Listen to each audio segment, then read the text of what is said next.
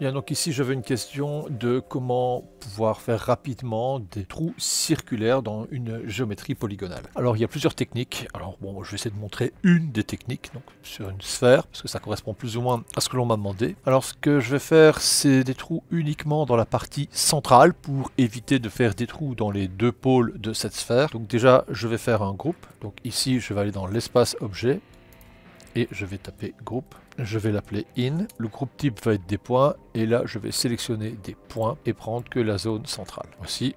Et je valide. Bilan, maintenant cette zone est reconnue comme groupe. Maintenant ici je vais faire un groupe by range. Le groupe by range, je vais l'activer. Je vais me mettre aussi en mode point et je vais travailler sur le groupe que je viens de faire in. Bilan, le groupe by range ne va travailler que sur cette zone. Alors le groupe by range va nous permettre de sélectionner par exemple un sur et on va choisir ici un tous les combien et on voit qu'on a une sélection de 1 sur un certain nombre. Voilà, maintenant je vais mettre ici un nœud blast. Ce nœud blast, je le connecte, je valide et je vais choisir le groupe range. Donc le groupe range, son nom c'est groupe 1. Donc ici on va choisir groupe 1. Je vais mettre une subdivision en laissant la valeur par défaut, c'est-à-dire ce sera une subdivision à un niveau 1. Et là je reviens dans Group by Range. Dans la deuxième valeur du Range Filtre, ici, je vais augmenter progressivement les valeurs pour obtenir une distribution circulaire là où ça m'intéresse. Maintenant, je vais mettre un Poly Extrude pour donner une épaisseur à cet objet polygonal.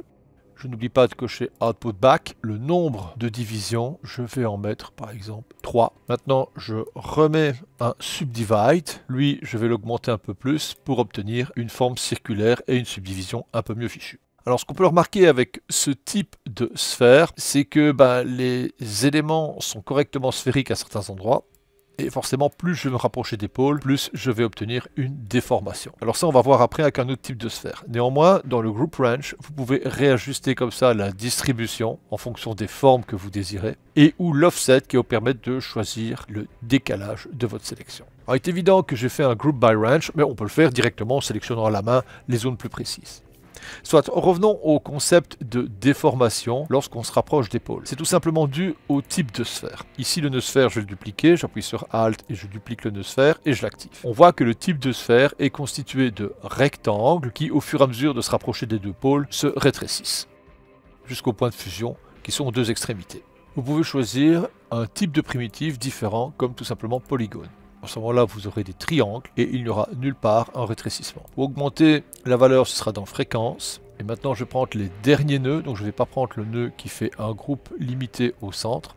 Voici, voilà, tous les nœuds sont sélectionnés. Avec Alt, je duplique. Et je vais connecter le dernier, c'est important. Donc, je désélectionne tout, je ne prends que le dernier pour le mettre sur la sphère. Le Group by Range, le voici. Donc là, on aura des valeurs à modifier pour pouvoir prendre certains points. Le Blast, si je l'active, il détruit toujours la sélection qui est relative au Group by Range. La subdivision se fait toujours en une fois. Le Poly Extrude est toujours le même. Et la subdivision finale fait toujours l'arrondi. Bilan, je vais revenir sur le Group by Range et modifier les valeurs. Et maintenant, on aperçoit que les perforations sont beaucoup plus circulaires. Tout ça étant tributaire, bien sûr, de la forme de base.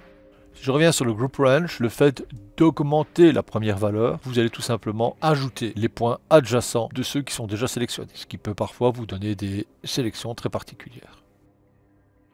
Voici donc deux concepts qui, j'espère, pourront vous être utiles. À bientôt!